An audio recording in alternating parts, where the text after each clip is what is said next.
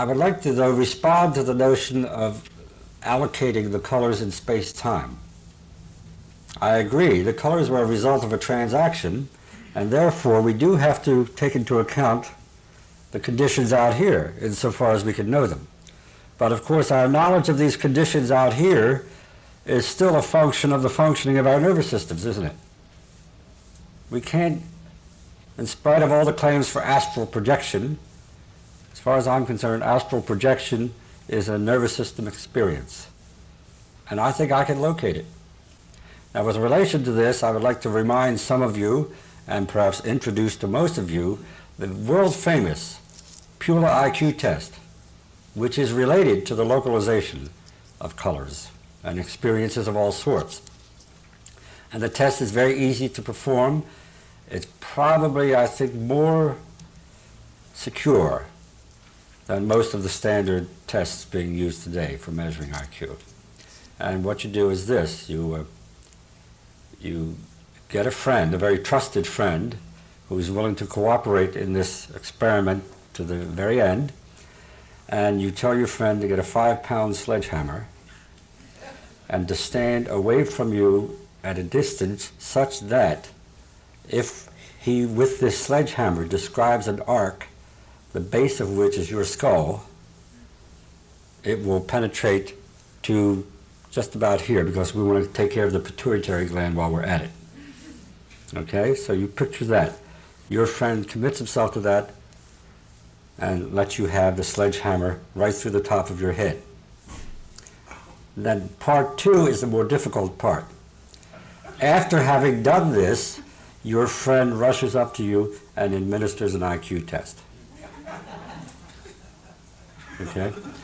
Now, there's a lot of talk in phenomenology and all kinds of philosophical discussions against what's called reductionism. And that is the attempt to reduce rather complex phenomena, which we would usually locate perhaps well up or down on the structural differential, to measurable or very basic components. I want to be very, very frank with you. I have nothing to hide.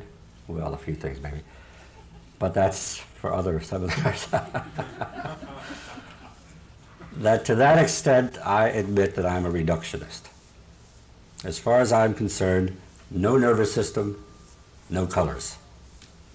No nervous system, no experience. That's my position. We can debate it, but not here. I'm pulling rank. Besides, there's so much time and so little to do, as Willy Wonka says. All right, let's agree on that, in quotes, tentatively, 1979, this date, whatever it is, I don't even know where I am anymore. Let's say, all right, for our purposes here, we will locate the colors in the brain. Now, we don't mean by that our brain turns green or purple, although if you've ever seen an exposed brain, you can see there are lots of possibilities there. But we are saying that the experience that we label green, blue, yellow, whatever, is a function of brain function. Okay? Now, it's related to something out here, but what we're reporting is the endpoint, let's call it, the result of the transaction. Okay, so in that sense, I think we can say fairly securely the colors are in the brain. But, lots of quotes around that. All right, what about the black and white?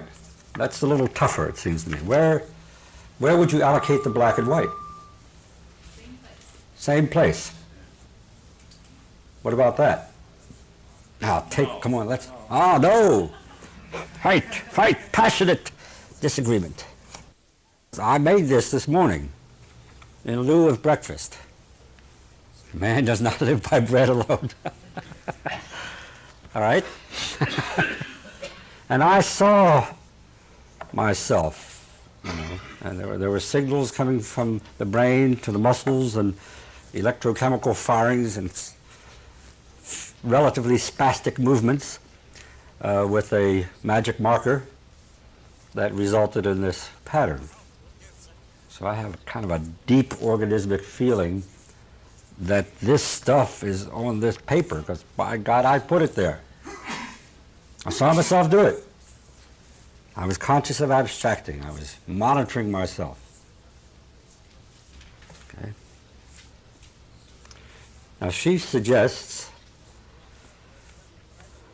that this, what you are, I presume, seeing, very similar to what I see when I do that, probably with some differences, but she suggests that this too, this visual experience also is in the brain. The answer to question 2 being the same as the answer to question 1. I don't think so. First of all, that fulfills the requirement of we can all observe that, and I think we could all agree on the parts that are white and the parts that are black. Okay. It's different from what we've been talking about before. So for me, that would be like a joint creation of what's out there and what's in here. All right, so because of the greater similarity, because we have the public observation of a present event, you feel that it's much more secure to say that these colors, and we'll call them black and white colors, that these colors are here. Not independently of myself. So I have to make a transaction. Mm-hmm. And where do you experience the results of this transaction? Oh, in myself. Okay. I think that because this event is a stationary event, it's still a configuration, that the process, as that gentleman said, which goes on in my brain is different from when the event is moving. Okay, that's clearly the case.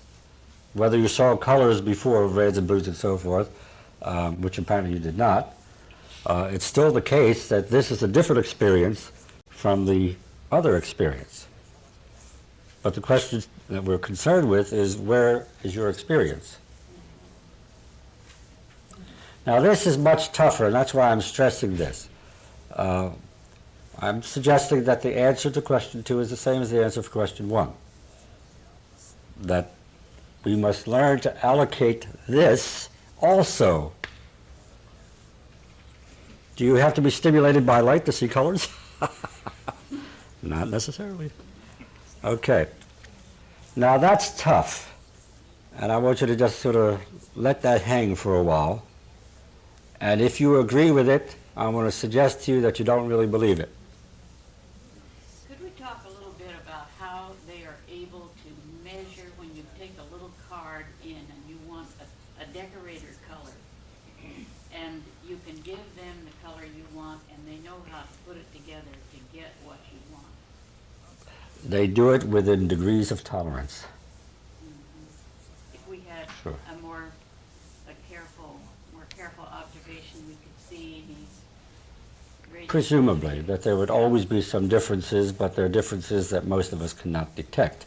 And we're not, in that case, we have a difference that doesn't make a difference. Right. Right? Like making a cake with a recipe. Sure. Right. No two cakes are precisely the same, but if they're within certain degrees of tolerance, the differences don't matter. And they're useful.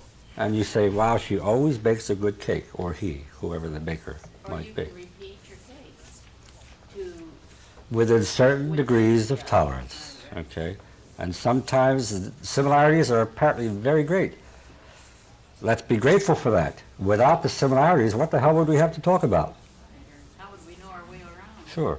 So here we have a situation where we all seem to be reporting a great deal of similarity. And I infer that those similarities are in place in our several brains. Okay? But the best information I have from neurobiology indicates that since no two brains are precisely the same, even when we agree, we are agreeing about different things. The question then becomes, what difference does the difference make? And very often the difference doesn't make any difference. But sometimes it does. The awareness is what we're concerned with right now. When you speak of seeing that, are you speaking of seeing it with the outer eye or the inner eye? Can you distinguish for me the outer eye from the inner eye? When you close your eye, or when you have a dream, Mm-hmm. you ever see color. I consider that as something that was not necessarily stimulated. It could have been maybe sometime during the day, but from something outside.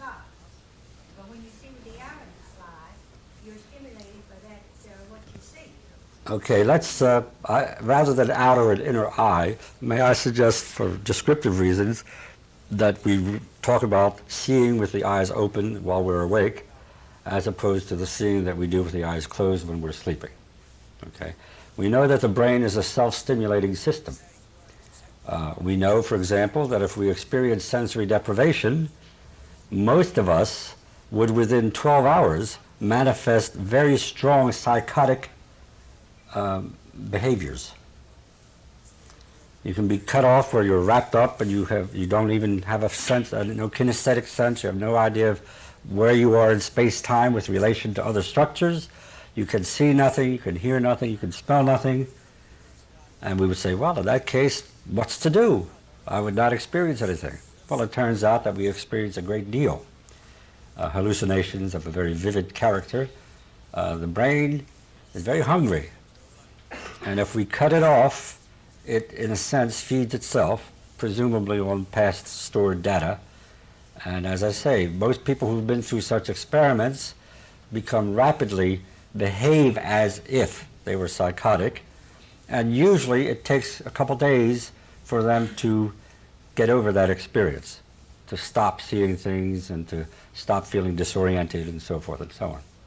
What are those processes to stop that stimulation? I mean, what things are you saying that causes that to occur? Cause what to occur? The stimulation of the brain. Well, what I'm saying is, in effect, this is why the separation of the outer and the inner eye, I think, it's what we'll call later elementalistic. You can't stop the stimulation of the brain. You can cut off, obvious gross outside stimulation, but that doesn't stop stimulation because the brain proceeds to stimulate itself. So, well, I'm not getting anything from outside. I'll go with what's here, baby. And you don't need drugs to do that. Oh, I saw a neat sign. I went into the kitchen to get a knife to make a hole in a piece of paper, and somebody had written on an announcement for a picnic. It said, what was it?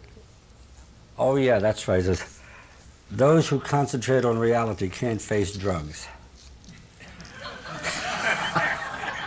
Fantastic. The world is full of all kinds of clever people, no question about it. All right, let's move on from, yes.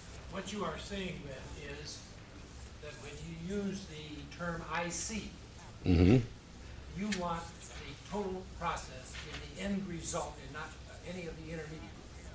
No, I'm saying that. What I'm saying is that I want us to try to develop some shared awareness that the reports that we make to ourselves or to somebody else are reports about what's happening in the bone case, primarily. So that's the end result. Yeah. Okay. Now we recognize, though, that in most cases, the report is at least partly the result of the transaction with something out here. There was a structure here that I asked you to interact with. That's why I asked, is this part of what we usually call the real world? There's no illusion involved here, or some kind of magic or hoopla of that sort. This is just as much a legitimate part of the total structure called planet Earth as my left earlobe. And the question that we're concerned with is, what's the result of the transaction? Okay? All right, let me do you a favor. Yes, one more question or comment. Dr. Pula, I may have missed this, but did you say that we did not need light to interpret the variations of color? No, I did not. I did say, however, that we could have very vivid visual experiences in the absence of light. Check your last dream. All right. I spent about 3 years, a couple years back, looking for a definition of color that I could use in such circumstances. Now, of course, I was doing other things. I ate occasionally and walked to keep muscle tone and all that. And I saw many, many definitions, and lots of definitions were particularly related to, say, Newtonian optics, and some were related to combining light, so-called, and some were related to combining pigments. Some people still think that white is the combination of all other colors. I tested that. Yeah, white light, okay. A little problem. Anyway, I tested that on my palette. I like to paint occasionally. And I took some paint from each tube that I had, and I mixed them all together. I said, holy Newton. Didn't happen. So the answer to the question has to be related to what framework are you concerned with. But I did find a definition of color in a little book published in England. The little science dictionary cost me 50 cents, which would be, in the old days, I guess, what, half a crown roughly? And it said this, or something equivalent to this. Color, a response in brains to stimulation by varying frequencies, or waves if you prefer,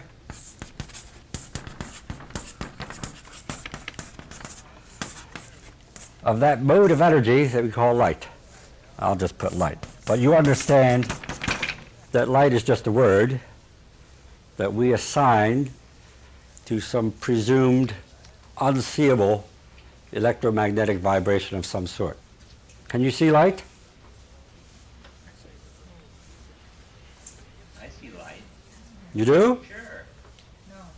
There's light coming in. What's the first thing we have to do with the term light? Define it. Or at least allocate it to some level of abstraction or to some particular use of the word in a horizontal sense. When I say, can you see light, and you say yes, do you mean light as the physicist describes it? No. No. Okay. You mean light as an But I experience. see it. All right. You experience light Yes. because you're stimulated by Whatever the photons field, or whatever. Okay. Here I'm using the term as the physicist would use it. Okay? And let's note the difficulty here. When we're talking about light as the physicist talks about it, we're talking about some form of energy that travels, being curved by gravity and all that, at 186,281 miles per second. Miles per second. The highest speeds thus far clocked in the human nervous system, the speed with which electrochemical impulses travel through nerve fibers, 225 miles per hour. Miles per second here, miles per hour here. Okay? Ain't no way a system that works at these speeds. Now that's pretty fast given the size that most of us manifest. 225 miles an hour within this system is pretty good speed. But it's nothing like infinite speeds. It's why it takes time to think. One time I was working in the supervisor position. I told the person, I said, go out and go hire some hands to get this work done. This guy came back with this wicker basket full of these bloody pieces of meat in the form of phalanges. I said, what the hell are you doing? He said, what? You wanted 24 hands. I said, take them back and bring them back with the brains attached. Okay? All right, a system that operates this way is in no way in a position to perceive this stuff. All right, let's notice that in this definition we have two parts. And we're not being solipsists, are we? The solipsist is the person who thinks that the universe only exists because he perceives it. Not just as, but because. You know? We're not saying anything like that. But we are saying that, and we're talking about vision, but this applies mutatis mutandis to all sensory systems, to the nervous system as a whole. Whether you're talking about hearing, that music is noise. I happen to be a Penderecki fan. All that good stuff. I think it's just fabulous stuff. I have a twin brother who atrophied at Brahms. Musically speaking. Fine guy. Just love him.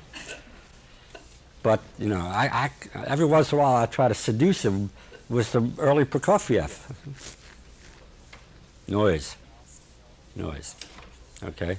Well, I know we're both reporting on a transaction, and that allows me to continue loving my twin brother. Okay.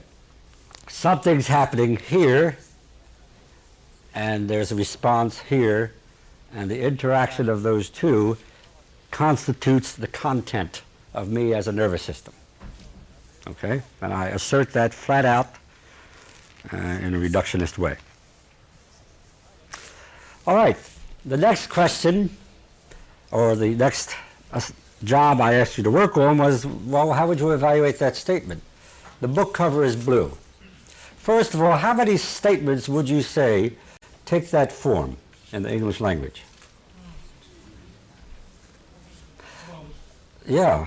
In fact, you'd be very hard put to come up with a statement that does not take that form.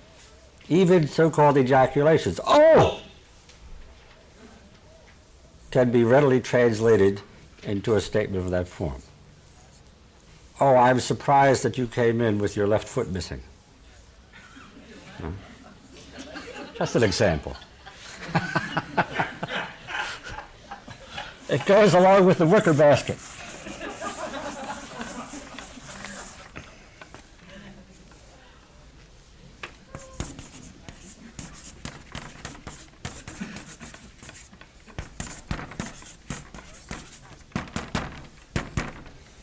Okay, what's the matter with that? All right, is of predication. Can you say some more about that? You're actually talking about the color of the book cover, not the book cover, actually. All right. It's made out of cardboard or cloth. Well, I can choose to limit myself to a comment about the color, can't I? It's a free country, still. To me, the cover is Okay. What structurally is wrong with this? What does this do that we have been at some pains to suggest is inappropriate evaluating? Describe what's in our nervous system to the physical object. In Okay. Korzybski's terms, it contains the is of identity. Or more strictly, as has been observed, the is of predication. Okay. We're assigning the blue to the book cover. Okay, but we've just discovered that the blue more appropriately labels a response, a result of a transaction between the book cover and me. But this contains a very deeply embedded notion, which is in the language and therefore in us, and no matter how much we do this kind of stuff, I'm beginning to think that personally, I don't expect myself that I will ever fully eliminate this tendency to assign my own experiences to the outside world. Sometimes it's very useful.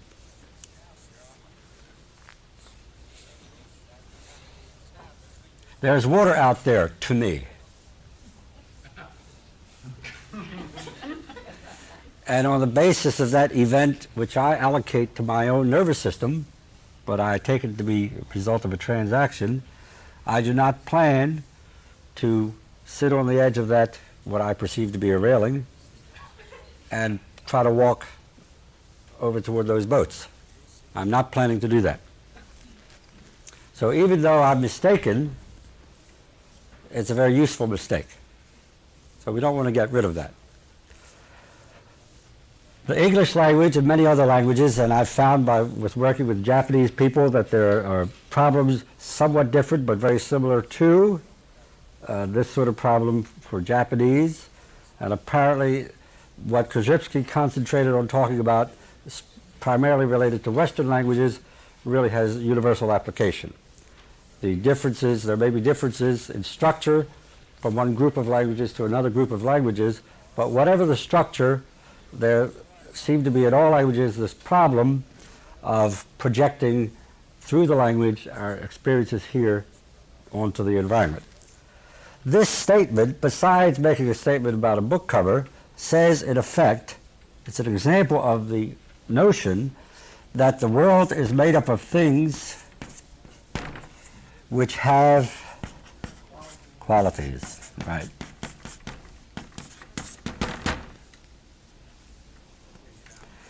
Most of the statements that we make have at a subtler, deeper level the claim that the world is made up of things, separate entities, and these entities possess qualities, characteristics, etc., which are in those things. And part of the radical thing that we are pushing in general semantics is that that's a lot of hogwash. All right? That the qualities that we perceive are a function of our own functioning. You mean if the book were read, it came from Moscow? All right. If the book were read, perhaps we would understand it. All right. Is that okay? I don't mean that last response, but that's probably not okay. But the point we're making here, well, I want to make this very radically and unapologetically, that strictly speaking, and we don't say we have to go around being tongue-tied all day long. That won't happen for more than 10 minutes after a session anyway. But I'm saying that for purposes of training, of thinking about ourselves and thinking about the implications of general semantics and so forth, we have to be very sharp, very rigorous, and very radical in the root sense of applying this stuff. If we don't take the time and energy to do that, then frankly I think very quickly general semantics just becomes a kind of a parlor game. Kind of a fun thing. We can wave our fingers around, say, quote, quote, quote, and we can index each other, and you know, you can hyphenate all kinds of strange things, and it's a lot of fun, but it doesn't seem to make much difference. So I'm inviting you to really be very sharp with this. Well, Yes. the rejection, if that's the proper word, what you say, you cannot use this in a social interchange because nobody will stand for it, where talking like you did outside. Is this here a lonely exercise you do to yourself? Or? Well, let's say alone, not necessarily lonely. Yeah. Yeah. Right. I think probably the biggest pain is the general semanticist who indexes and quotes everybody to death right in front of them. Right.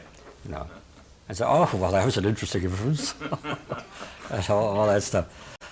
I have to watch out for it because I do a fair amount of this kind of stuff, and it can spill over into cocktail parties and things like that. And I have more than once had somebody spit ice into a glass and walk away, you know, as I lay some of this heavy stuff on him. So we got to get to his phatic communion and those social things. However, when my 5-year-old daughter asks me, why can I not walk through the wall, I do not hesitate, and I did not hesitate, to sit down and talk about atoms and molecules and the notion of process. And actually, when my kids were growing up, they all thought they were going to go to a college, which turns out not to exist, called Process University. That's what they thought that was going to happen. And they've now just shortened that into PU. So you got to be careful. And now, please throw the cassette over for the start of side B.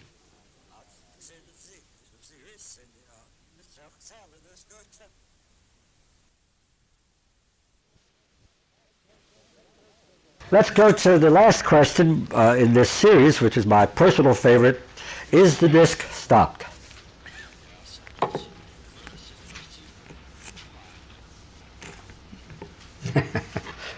There it is. Yes. It appears to me to be stopped. Okay. How did you know that? How do I know that? Yeah. I just perceive it. You perceive it. What'd you perceive it with? My eyes, my brain, whatever. Okay, fine. So as an unaided nervous system, the naked brain, and let's not say looking out through the two holes here, but let's say responding to stimulation through the two holes, you experience as kind of stasis, okay? Fine. How many see that? How many would agree that the disk is stopped from that point of view? Thank goodness. If you don't see this disk is stopped, I don't want you working in my machine shop. Because the insurance rates would be much too high. All right? All right, let's use the old familiar term for that kind of observation, macroscopic. So from the macroscopic point of view, the report of the unaided nervous system, we would say the answer is clearly yes. At least we have just agreed to that. So apparently there's a lot of shared perception there. That is to say, we're seeing things apparently in a quite similar way within some area of tolerance. All right, fine. Did anybody answer that question otherwise? So first of all, before we go any further, did anybody have the reaction, boy, what a dumb question? Let's be honest. Anybody have that response? Okay. Yeah? Yeah. What'd you do with that? I had a short answer. I said yes. Yeah, okay. Well, what did you do with your response that was kind of a dumb question? Did you sort of stop with that? Yeah, and I guess I looked forward to what you were going to talk about. Okay. Did you reach a level of awareness where you suspected that maybe the purpose of the question, I mean, that it had some sort of pedagogical purpose? That's what I figured. Yeah. But you didn't try to decide what that purpose was? No. It's a pity. Yes. Actually, yes visually and no atomically. Okay. Can you see atoms? No. Has anyone ever seen an atom? Only photographs of Models. Well, there are some people who claim that they've photographed atoms. There was a guy in 1970, I forget his name, who developed a technique whereby he could flick from the edge of a very fine needle, supposedly individual atoms, up onto a photosensitive plate. And he came out with a nice polka dot picture. And he said, there are the atoms. You know? No. One guy they didn't lock up, but might have, but he committed suicide before they could, a French scientist named Blondel in the 1920s, who reported from the University of Nancy in France that he had discovered what he called, in honor of his university, the N-ray. And he published this around the world, great deal of excitement, and people came and they looked, and a lot of scientists saw the N-ray, and he would be looking through his microscope and describing it and lecturing, you know, I see the N-ray, all that. And then, it would have to be an American, I guess, a fellow named Wood from Johns Hopkins, physicist, went over there to take a look. He was very skeptical about being able to see some sort of sub or atomic level particle or something like that through what was there. This was before the electron microscope, which doesn't see electrons, incidentally. And so he went over to take a look. And while Blondel was reporting what he saw, Wood removed a prism from Blondel's instrument. Didn't make a difference. Blondel kept reporting, describing everything about the N-ray, which he was still seeing. Although it would be impossible, if there were an N-ray, to see it with that part of the instrument missing. After he was finished his discourse, Wood said, look what I got. And Blondel, of course, realized the implications of that immediately, because he was devastated and shortly after committed suicide. So, believing is seeing, as the saying goes. Was that a ruse that he was doing, or his own belief system? Oh no, he was quite sincere. He was a well-respected physicist, and he was quite sincere, and I think he perhaps even anticipated getting the Nobel Prize for having discovered a new particle. But back Tragic. to that, was that a belief system then? I mean, because his belief system was shattered, he could not handle it? Oh yeah, well he realized that, I mean, you can imagine the impact of that for a person who's in the hard sciences, so-called, where not only sharp observation is very important, but the ability to keep challenging your own observation. according to Popper anyway, the best kind of experiment you can set up is one that will disprove your hypothesis if your hypothesis is not correct or useful. Well, of course, most of us, not being hard scientists, are constantly in pursuit of a way to prove our hypotheses, and that's relatively easy to do. Paranoid schizophrenic does it all the time.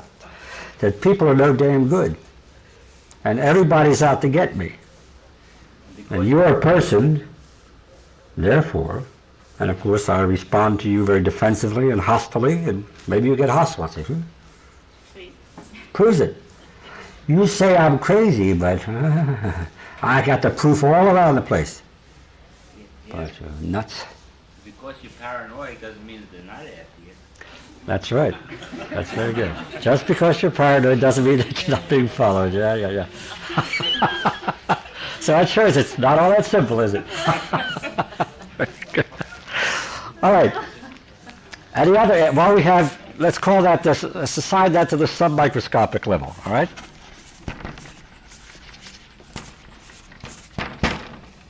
And the answer at that level? No. We infer. However, atomic reactors are nonverbal structures, aren't they? So apparently this inference about the process character of matter, so-called, is a pretty good inference. The Japanese are very impressed with this. Got rid of 2 Japanese cities within 2 days, didn't it? And hundreds of thousands of Japanoid organisms.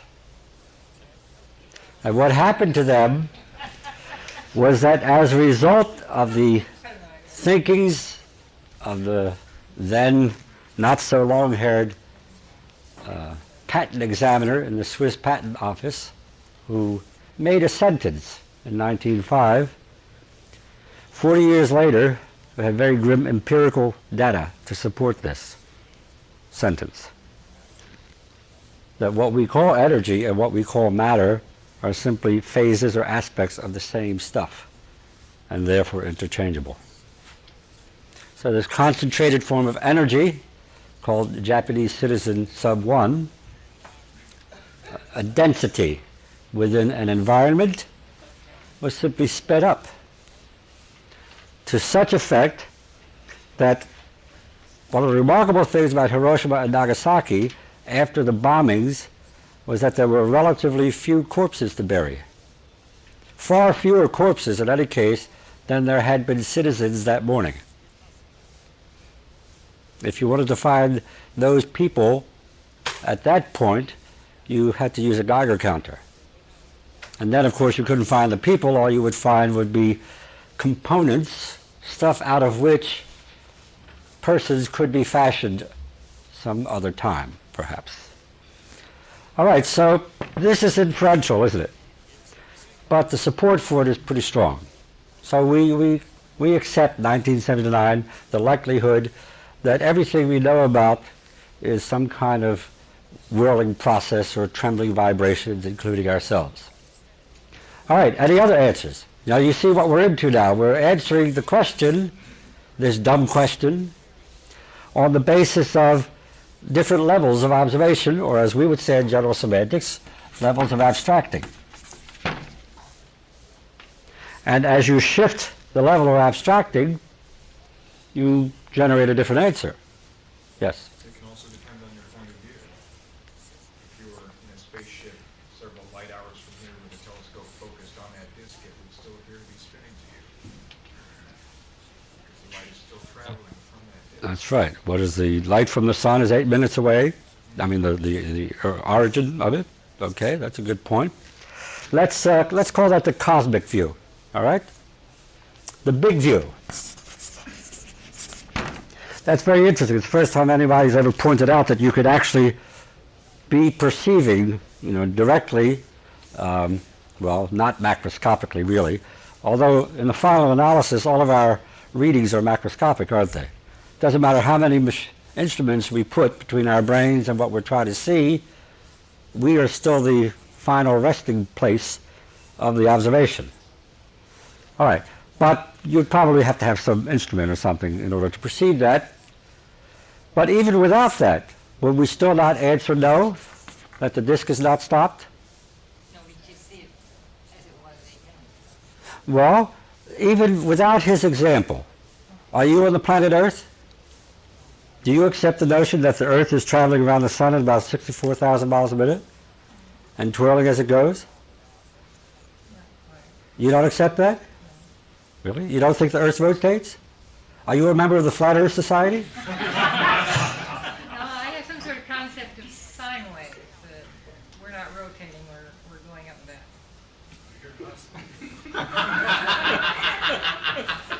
Are you going to write a paper on that? You're going to write that on a paper? Fine, that's right. Well, you're talking about some kind of motion in any case. And if the disk is on this so-called spaceship Earth, whatever the wobbles are that are involved, then we would say, no, the disk is not stopped any more than we are. Okay? Fine. So we have no and yes and no. Any other levels that anybody can think of? On the microscopic level, we probably enough movement there, some discernment, vision, motion. Okay. Let's examine that microscopic level and just think in terms of a traditional light microscope. Most of you perceive an edge, and let's say that it's like that, although I wasn't able to cut it that way. I couldn't cut it this morning. Suppose we put a nice powerful microscope on that edge. What's going to happen to that sharp edge that seems to clearly distinguish between the world of the disk and the world of the non-disk? What's going to happen to that? It's going to get fuzzy. Yeah, it's going to fuzz up, something awful. All right? Now suppose your life depended on it, and somebody said to you, all right, I want you to clearly distinguish where the disk stops and the non-disk world begins. It's a trade-off, isn't it? We don't realize that this sharp edge is a function of our nervous systems, including when touch is involved.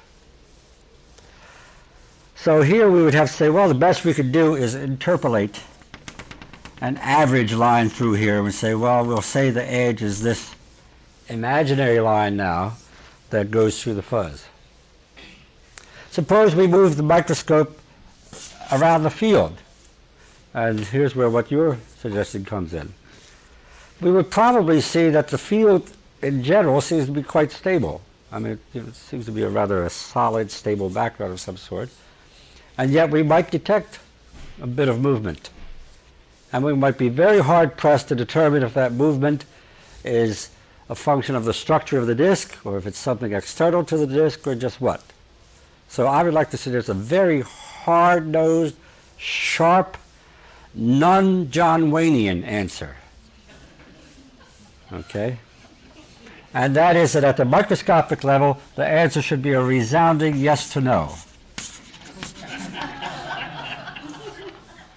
So we not only have what we might call vertical differentiation, but we can also have a horizontal differentiation within a given level of observation, as long as we know what we're up to. You know, I mentioned John Wayne because he has served so long, I think, at least for me, as a model of this very forthright ism identity kind of behavior. The ism identity may be the stuff that heroes are made of, at least the old-fashioned ones. And very often people, I suspect, as we go through this, will say, well, that's pretty damn mushy.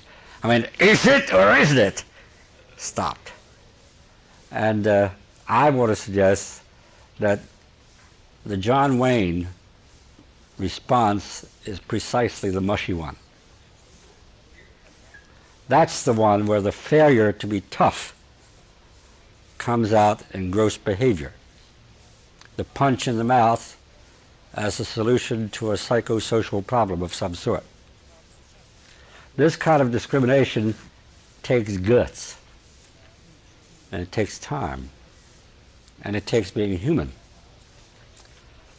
All right, I have one more level which I'm just going to lay on you because usually people don't think of it as a level of observation, and I want to move along a little bit at this point, and I'm going to suggest memory as a level of observation. Now this is a little tricky, but it's important to recognize that no observation, none of the other things we've talked about can be made without the benefit of memory. Every present observation is a function of memory.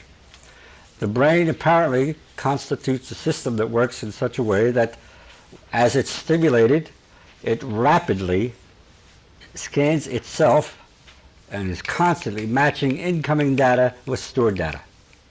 And if it is not able to do that, it doesn't know what to do with what it's experiencing.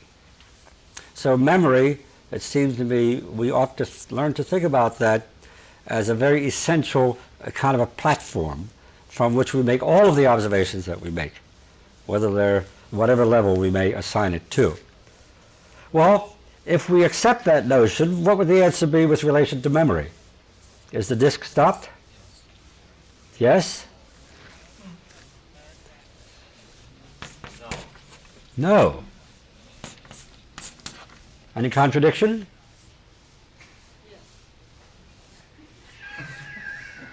Any contradiction? No. Can't you remember it either way? Well, I Sure. never saw it still. So You I never stopped for the first time. No, I And how long ago was that? What? How long ago was that? Fraction of a second ago. All right, that's long enough. Right. Okay. I was talking about the beginning of my experience. Yeah. Are you not constantly reporting to yourself what you observed a fraction of a second ago? Yeah, but I also remembered my first experience with this disc, because my eyes were closed, was it moving, and I didn't have any memory of it still prior to that point.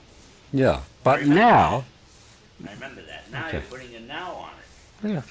As a general area of remembrance, I remember a point where I didn't have a memory of that disc still. Fine. But you had memories of previous discs. In other words, when you saw this Things thing, like that has been cut with a neuropsychological.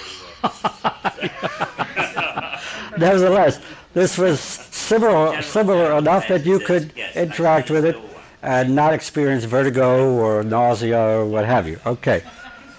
All right, so I'd like to suggest that at this level, the answer is, again, a very sharp yes to no. You can remember it either way, can't you? If you experienced it both ways, you can remember it both ways. Now, note, no contradiction. We say, is the disk stopped? And the answer is a resounding no, yes to no, yes, yes to no, and definitely no. And there's no contradiction, provided we recognize that each answer is appropriate to a different level of abstracting, and also with these horizontal differences, that each answer is related to, let's say, a different part of the field, or certain different circumstances that we assign to generate the answer. Okay? Now, just think inside your own head for a few minutes how many simple, obvious questions you have answered with an uncritical yes or no. If you can get just a little feel for yourself as an organism that does that constantly, then you're making an important step toward the kind of consciousness of abstracting that can eventuate in perhaps delayed responses, more tolerant responses, more human behavior, if you're lucky, and if you work hard. Okay, before we proceed, any questions or comments about what we've done to this point? This is quite central, and the reason I'm taking the time and trouble to go through this without having even gotten yet to talking about abstracting and then talking about abstracting in terms of the structural differential is because I want us to realize that we've had this kind of experience, and if we are all clear as what we're up to, then we can just refer back to this as difficulties come up later on. What we're concerned with here is developing some, let's call it orientational awareness. Many people, in my experience, don't have this kind of awareness, and for them the book is blue. The blue belongs to the book. And so does the laziness of the student. And so does the grouchiness of the person at work or whatever. This is just a very simple, the simplest model I can think of, all derived just from visual systems. We start off with nonverbal stuff, and we experience something, and we start talking about it, and this is just intended as a very simple model. But as we generalize from this into evaluations of our people that we live with, evaluations of each other right here, and all that kind of stuff, then indeed this example becomes not trivial. Let me just give you a very simple example related to this. If I really internalize this, and really, if I internalize this at all, successfully, if somebody says to me, give me that green book, and I look at it and I experience a blue one, and then I don't have to, you crazy jerk. No, I say, okay, it's one of those, he sees the green and I see the blue. I have a telephone at home, which I call the blue phone. All the kids call it the green phone. And they outnumber me, 6-1. But we all know about this transactional aspect, so we don't dump on each other with relation to the colors that we're reporting. So that makes a difference. But the critical thing is that the delay that you talked about between what I see as what I know as electromagnetic wave radiation, and saying that the book is blue, that delay is what we must cultivate. Yes, but again, not in any spastic kind of way. I've seen people who get a notion about this delayed response, and they start moving like that, whereas before they were kind of more fluid, so you got to watch out for that. So it's a question of orientation. It becomes a question of being able to re-evaluate when you find that your evaluation is perhaps in conflict with somebody else's evaluation. So it's very practical in that sense. We're describing abstracting, first of all, as a process. It's an activity of nervous systems, probably of all protoplasm. We know that if we take an undifferentiated blob, undifferentiated, is anything that we know anything about ever undifferentiated? No, it may just have an inconvenient shape, or it may have an unfamiliar shape. As Stanisław Lec says, chaos is the order destroyed at creation. So we really know no non-order. We may experience all kinds of orders which are inconvenient to our purposes or our preferences. We call that disorder. But disorder is just as good as that order, right? I'm starting to get into that phase. It's the pre-schizoid phase that I get into. Just wait till tomorrow. All right, we described, let me just mention, I got a very strong reinforcement for this about 5 years ago, I guess in 1974. I snuck into a lecture at Johns Hopkins Hospital, which was given for the hospital community by a fellow named Vernon Mountcastle, who's an internationally known neurobiologist and is in charge of the brain research at Hopkins. And he was giving this lecture because some Hopkins doctors found that if they went, say, to Hong Kong for some reason or other, that the people in Hong Kong, at least the doctors there, knew more about research that was going on at Johns Hopkins than he did. So they set up a series of lectures to keep the local people informed about what was going on. And Mountcastle, he entitled his presentation, "The View from Within." And in the process of doing that, about the first 15 minutes of his lecture, he described what he called the abstracting process. And almost word for word, without, I'm quite sure, any particular knowledge of Krzyzewski's work in Science and Sanity, he laid out a sequence that nervous systems go through that is quite congruent with the description given in Science and Sanity. Well, that's always reassuring if people coming from quite different points of view, and particularly separated as they are in space-time, 1933 versus 1974, if they reach very similar conclusions, that makes us suspect that maybe this is not a bad way to talk about it. So I just mentioned that because sometimes people say, well, it's time to update Science and Sanity. Well, in many areas, the hard research is just catching up with the kind of statements that Krzyzewski made in 1933, and actually in the 1920s and early 30s when he was actually working on the book.